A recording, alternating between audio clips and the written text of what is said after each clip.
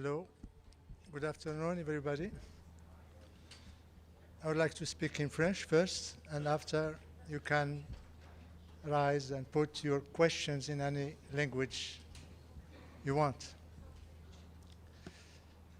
Le Royaume du Maroc se félicite de l'adoption de la résolution 703 du Conseil de sécurité sur la question du Sahara marocain. À cette occasion, je voudrais remercier vivement le pen holder américain pour la rédaction et la négociation de cette résolution. Nos remerciements s'adressent également aux autres membres du Conseil pour leur apport constructif et leur vote en faveur de cette résolution, qui représente un jalon additionnel dans le socle onusien pour le règlement définitif de ce différend régional entre deux pays voisins, le Maroc et l'Algérie. La nouvelle résolution du Conseil de sécurité consacre la sagesse et la clairvoyance du Conseil de sécurité en tant que garant de la paix et la sécurité dans le monde pour mettre fin à ce problème résiduel de la guerre froide. En ce faisant, le Conseil de sécurité s'est basé non seulement sur le droit et la légalité internationale, mais également sur le réalisme, le pragmatisme, le compromis. Cette résolution conforte également la vision et le choix stratégique de Sa Majesté le Roi en faveur de la négociation, le règlement pacifique des différends, la politique de la main tendue, et ce, conformément à l'article 6 de la Charte des Nations Unies et des résolutions pertinentes du Conseil de sécurité.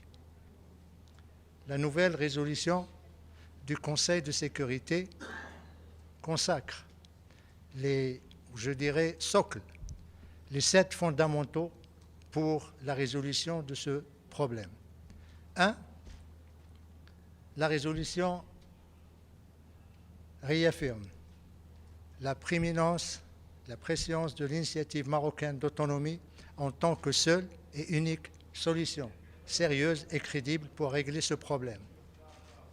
En ce faisant, là également, le Conseil a rejoint non seulement le Maroc, mais également la centaine de pays à travers le monde qui soutiennent cette initiative dans le plein respect de la souveraineté nationale et de l'intégrité territoriale. 2. Le Conseil réaffirme les paramètres de la solution qui doit être politique, réaliste, pragmatique, durable et basée sur le compromis. N'en déplaise à l'Algérie et à son proxy, le Polisario, cette résolution signe le 28e acte de décès du référendum, qui est mort et définitivement enterré depuis 2 décennies. 3. La résolution réaffirme également la responsabilité première de l'Algérie en tant que partie prenante principale à ce différend, en la nommant à 5 reprises dans le corps de la résolution et en lui demandant de présenter et de développer sa position afin de faire progresser le processus politique. 4. Le Conseil consacre le cadre des tables rondes du processus politique avec ses 4 participants, ignorant par là même le refus de l'Algérie de reprendre sa place autour de la table ronde. 5. Le Conseil exprime ses vives préoccupations à l'égard de la rupture du cessez-le-feu par le groupe séparatiste armé et le somme de respecter la libre circulation et réapprovisionnement de la MINURSO. 6. La résolution se félicite des réalisations du Royaume dans le domaine de la promotion et la protection des droits de l'homme, désavouant ainsi les allégations fallacieuses de l'Algérie et de son proxy polisarien. Enfin, 7. Le Conseil appelle dans sa 13e résolution consécutive à l'enregistrement des populations séquestrés des camps de Tindouf et demande aux organisations humanitaires internationales de suivre les pratiques onusiennes lors de l'acheminement et la délivrance de l'assistance alimentaire afin d'en prévenir le détournement par le groupe séparatiste armé le Polisario et les responsables algériens, comme cela a été confirmé dans le dernier rapport du PAM qui a été publié en janvier de 2023. Voilà, je suis à votre disposition pour toute question que vous voudrez poser. Adla, s'il vous plaît. La presse a parlé hier de 4 explosions dans la ville de Smara. Est-ce que vous aurez plus d'informations sur les responsables? Effectivement, comme l'a souligné la presse internationale, les radios, il y a eu 4 déflagrations dans la nuit de samedi à dimanche dans la ville spirituelle du Sahara marocain, dans la ville de Ma'laïnin, le grand leader de l'opposition et surtout combattant, qui a combattu la colonisation espagnole. C'est en pleine nuit que ces 4 explosions ont eu lieu. Je vais vous montrer ici. C'est une ville qui est connue pour sa sérénité, pour la qualité de sa vie et surtout pour le pacifisme de ses populations civiles. Les 4 explosions dont vous avez fait mention, madame, elles sont pratiquement dans le même périmètre. Première explosion, c'est dans le quartier industriel. Deuxième explosion, c'est dans le Hay Salam. Troisième, Hay Salam. Et le quatrième, Hay El-Wahda. Vous voyez, c'est pratiquement la ville et sa périphérie. Il n'y a aucune installation civile, comme vous pouvez le constater dans la première explosion dans le quartier industriel. Il n'y a aucune installation ou site militaire ni quoi que ce soit. Deuxième, Hay Salam également, vous voyez des bâtiments, vous voyez des rues, vous voyez des terrains vagues. Troisièmement, Hay Salam, vous voyez, c'est les constructions, pratiquement. Et Hay Nahda également, vous voyez des bâtiments, des rues. Ben, c'est dans ces quartiers que ces explosions ont eu lieu. Nous déplorons malheureusement un martyr, un jeune garçon de 23 ans qui s'appelle Hamza, qui est venu, qui ne vit même pas là-bas, qui est venu voir sa tante pour demander la main de sa cousine. Il vit en France, dans la ville de Tarbes. Il est venu avec sa mère pour construire un avenir avec la femme de son cœur ou la fille de son cœur. Malheureusement, le destin on a décidé autrement, ou je dirais ceux qui ont organisé, perpétré ces explosions lâches, ignobles, on a décidé autrement. Nous déplorons également 3 blessés, dont 2 dans un état grave et qui se trouvent encore aux urgences à l'hôpital militaire de Laayoune. Immédiatement après ces explosions, qui ont eu lieu pratiquement vers minuit, minuit 30, la MINURSO a été avisée. Et comme vous le savez, la MINURSO a également des postes d'observation à Smara. Ils sont venus immédiatement. Ils ont constaté que les explosions ont eu lieu dans des quartiers civils, des maisons civiles, un mort et des blessés civils. Et bien sûr, ils vont faire leur rapport au quartier, ici le headquarter, au secrétariat de l'ONU. Et bien sûr, le Conseil de sécurité sera saisi par ce rapport.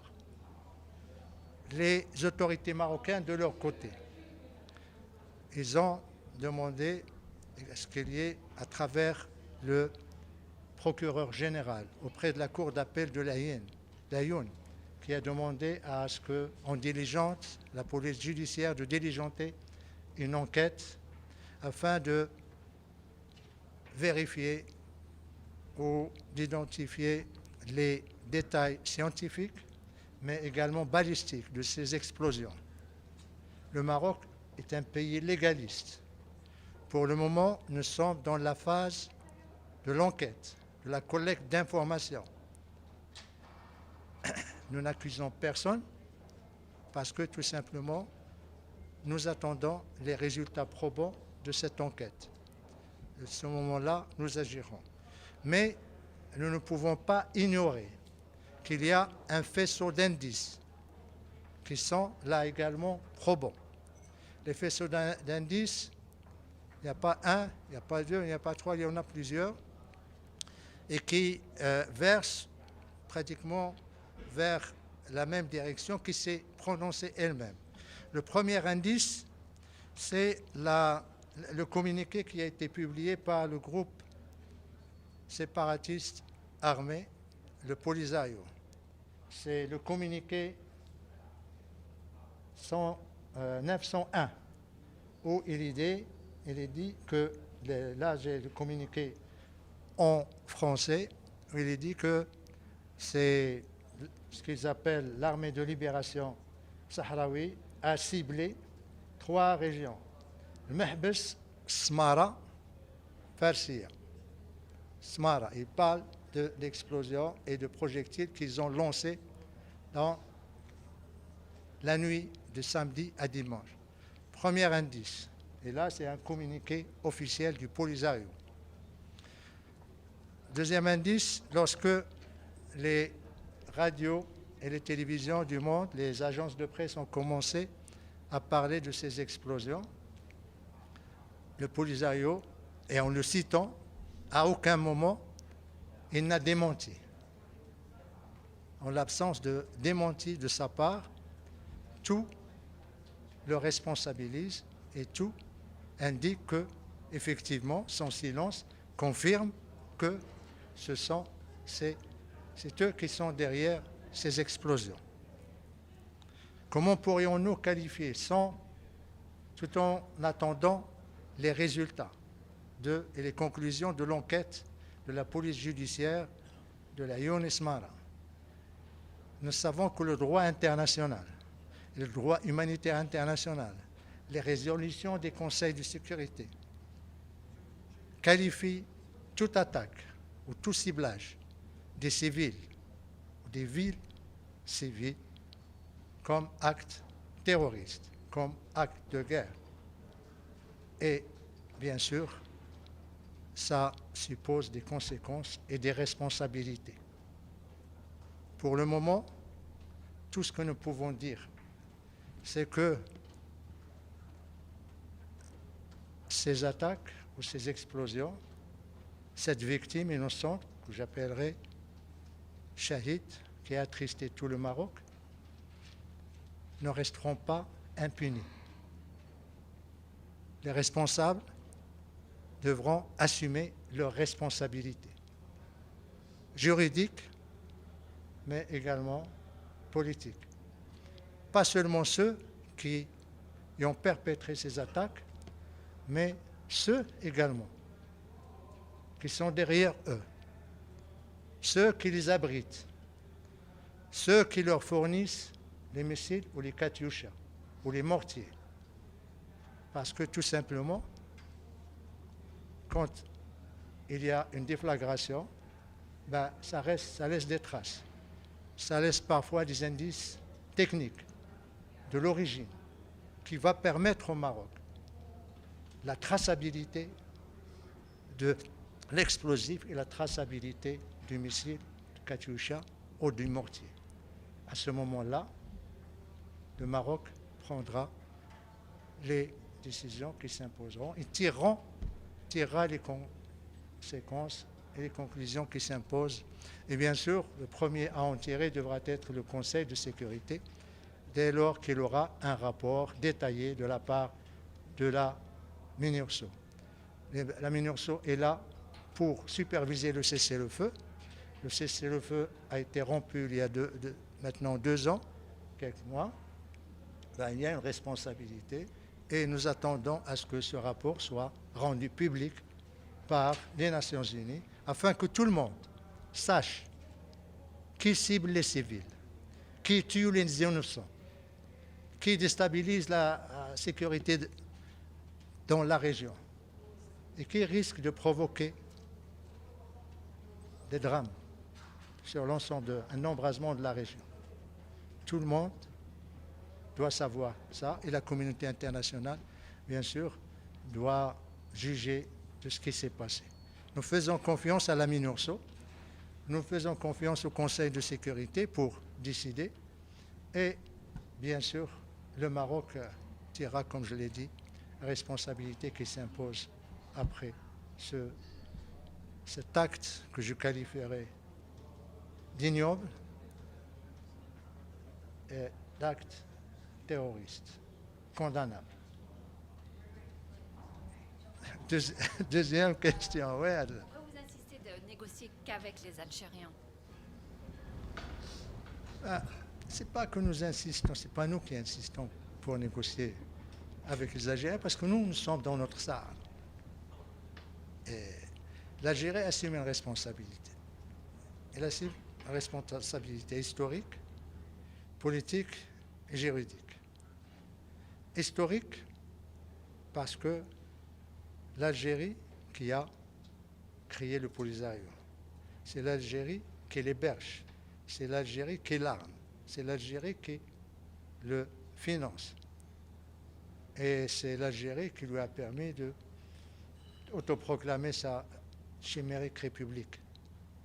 Et c'est du territoire algérien que viennent les pick-up et les voitures lourdes avec des canons de toutes sortes. Donc il y a une responsabilité politique, historique. La responsabilité juridique, c'est les actes qui sont perpétrés au Sahara marocain. Il n'y a pas que le Polisario qu'on est responsable. Le droit international est très clair. Tous ceux qui aident un groupe armé devront en assumer la responsabilité, surtout que l'Algérie, dans le seul camp de réfugiés dans le monde où l'autorité, la souveraineté pratiquement est confiée à notre entité, autre que l'entité algérienne. Politique. Politique, on se rappelle que l'accord de Madrid a été signé le 15 novembre 1975. Imaginez-vous que 4 jours après, le ministre des Affaires étrangères algérien est venu voir le secrétaire général pour lui dire qu'il rejette l'accord. De quel droit il le rejette? Au moment où les deux ministres, mauritaniens et marocains, sont venus voir le secrétaire général pour lui remettre copie du rapport. Le lendemain, et là c'est documenté dans le rapport du secrétaire général, l'Algérie envoie une note, la mission permanente, pour dire que, voilà, suite à cet accord, les parties concernées et intéressées, les deux termes, concernés et intéressés, sont l'Espagne, pas le Maroc et la Mauritanie, non, l'Espagne, l'Algérie, et c'est après que vient le Maroc et la Mauritanie. Vous voyez? Donc, c'est pour toutes ces raisons politiques, juridiques et historiques que nous demandons à ce que l'Algérie soit autour de la table ronde pour régler et discuter du problème. Et je tiens à le dire, nous n'allons pas discuter de la marocanité du Sahara avec l'Algérie, ni avec son proxy polisarien. Nous allons discuter de la stabilité dans la région. Nous allons discuter de l'intégration économique. Nous allons discuter de comment on peut ouvrir les frontières et régler ce problème entre les deux pays pour que enfin la paix et la stabilité reviennent et surtout l'espoir aux populations de la région. Voilà pourquoi nous insistons. En plus, il ne faut pas oublier les résolutions du Conseil de sécurité. L'Algérie est citée chaque fois avec le Maroc. 5 fois dans la résolution qui vient d'être adoptée, la 2703. 5 fois l'Algérie est citée, 5 fois le Maroc est cité. Donc, ce n'est pas seulement le Maroc qui demande, mais il a une responsabilité, il devra l'assumer. Malheureusement, l'Algérie assume la responsabilité uniquement dans dans les déclarations à l'Assemblée générale parce qu'il sait qu'il n'y a pas de conséquences là-bas. J'aurais souhaité que vous me posiez la question, que veut l'Algérie? L'Algérie veut tout simplement l'absolution de sa responsabilité. Et c'est pour ça qu'il se dérobe. C'est pour ça qu'il ne veut pas revenir à la table ronde. C'est pour ça qu'il s'accroche à son soi-disant statut de observateur ou de juste intéressé. Donc l'Algérie n'aura jamais cette absolution. Il aura toujours à rendre des comptes devant l'histoire, devant les peuples du Maghreb et devant les Nations Unies pour tout ce qui est arrivé dans notre région comme gâchis, malheureusement. Merci, madame. S'il vous plaît. Monsieur l'ambassadeur, bonjour. Salim Abnabou pour 2M. Ouais. Permettez-moi d'insister sur l'Algérie. Pourquoi est-ce que, selon vous, l'Algérie persiste dans son refus de permettre le recensement des populations des camps de Tindouf, malgré les demandes répétitives du Conseil de sécurité? La raison est simple, c'est parce qu'ils ont quelque chose à cacher. Et ce qu'ils ont à cacher, c'est le chiffre. Et le chiffre, c'est pas pendant plus de pratiquement 25 ans, ils ont avancé le même chiffre, 175 000. Maintenant, heureusement, les agences onusiennes ont déclaré depuis 2005 que ce chiffre est exagéré. Ils ont descendu à 90 000. Comme si il n'y a ni mort, ni naissance, ni départ de ces camps. Ils ne veulent pas de recensement parce que tout simplement, il n'y a pas que les Sahraouis. Il y a des Maliens, il y a des Sénégalais, il y a des Algériens, il y a des Touaregs. Et forcément, eux, ils lient l'enregistrement à la solution politique. Aucun texte du Haut Commissariat ne lie l'enregistrement des populations d'un camp de réfugiés au règlement politique. L'enregistrement est un droit statutaire ou une obligation statutaire du pays hôte en coopération avec le Haut Commissariat aux réfugiés. Et le recensement, normalement, ne doit avoir aucune dimension, aspect politique, parce que c'est juste pour protéger cette population, pour quantifier les besoins et pour préparer le retour, soit à la mère patrie, soit à l'intégration sur place, soit aller à un pays tiers, s'il y a un pays tiers qui voudrait les accueillir. Mais de toutes les façons, vous avez remarqué que pour la 13e résolution consécutive, le Conseil de sécurité insiste sur l'enregistrement et insiste également pour qu'on veille à ce que l'assistance alimentaire humanitaire ne soit plus détournée par le Polisario, les responsables du Croissant Rouge algérien. S'il vous plaît.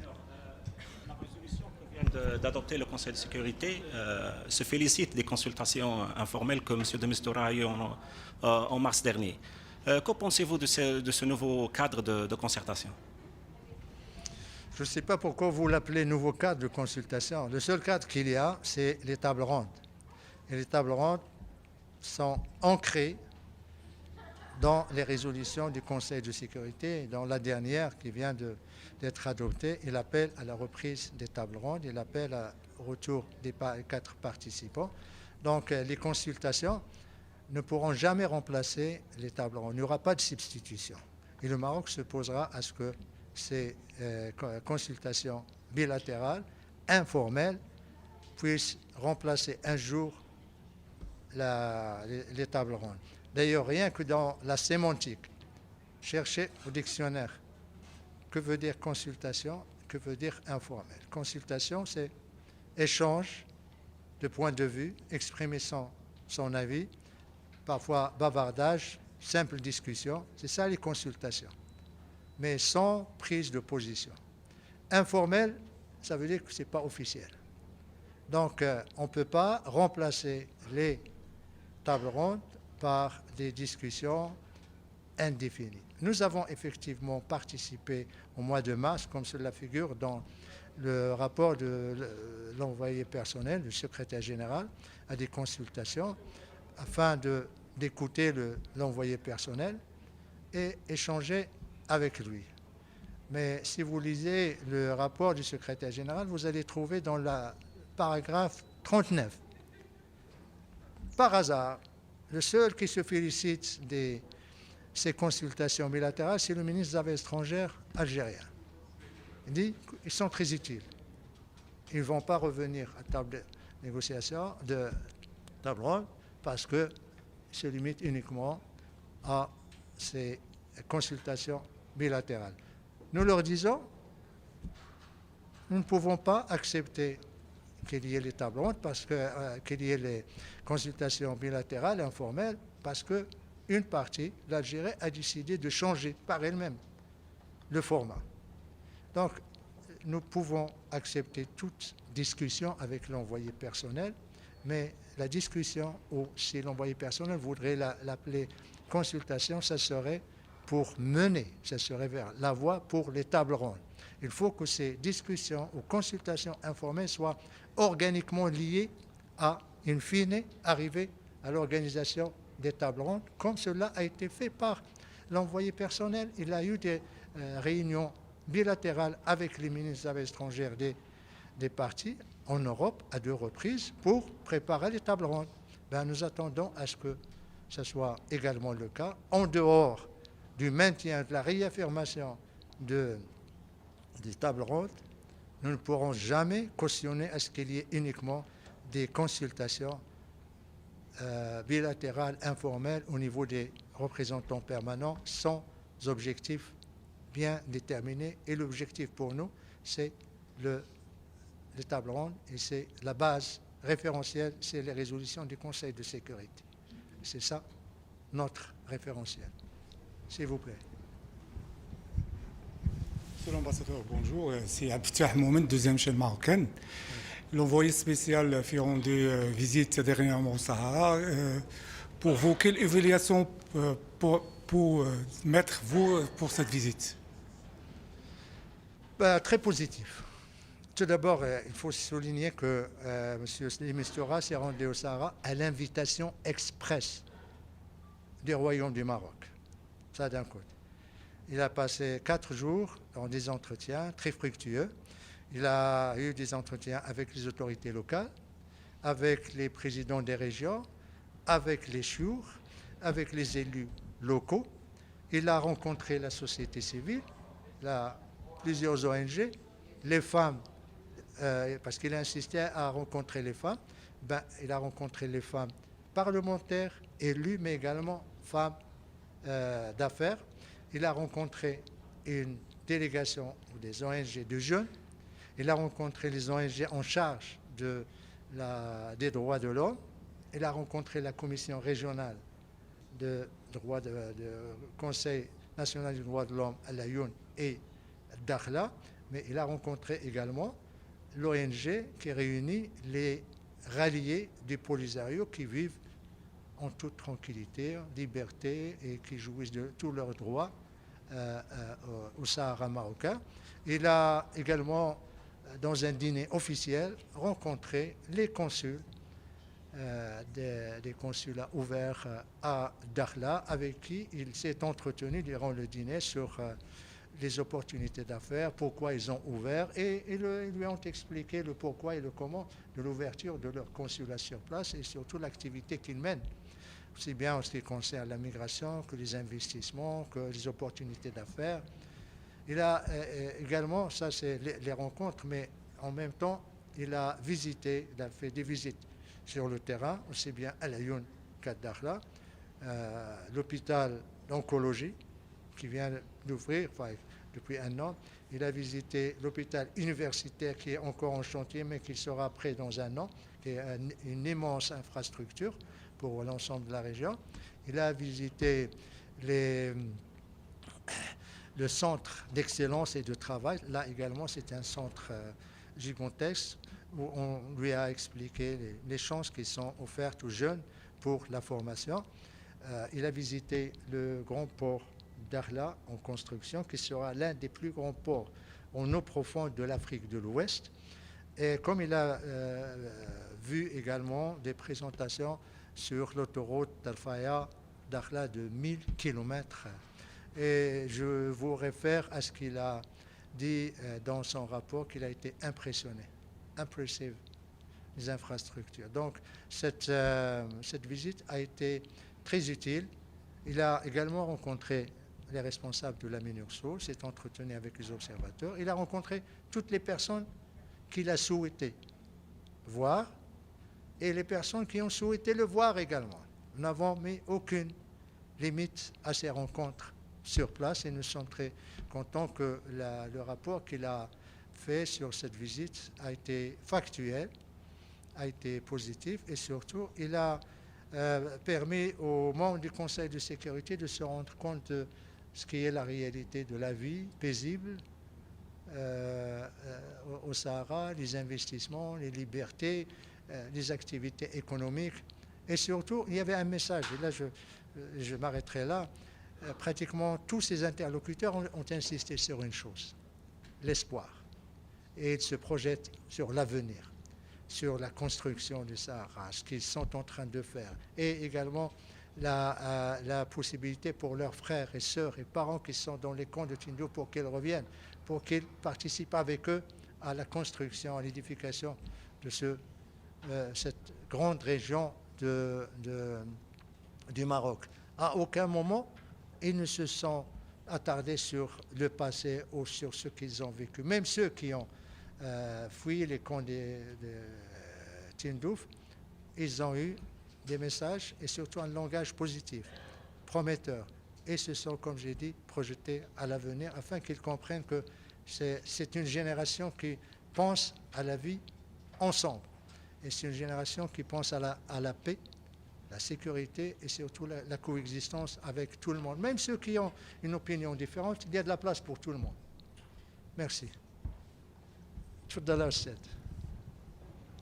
Monsieur l'ambassadeur, merci de ce point de presse habituel, utile.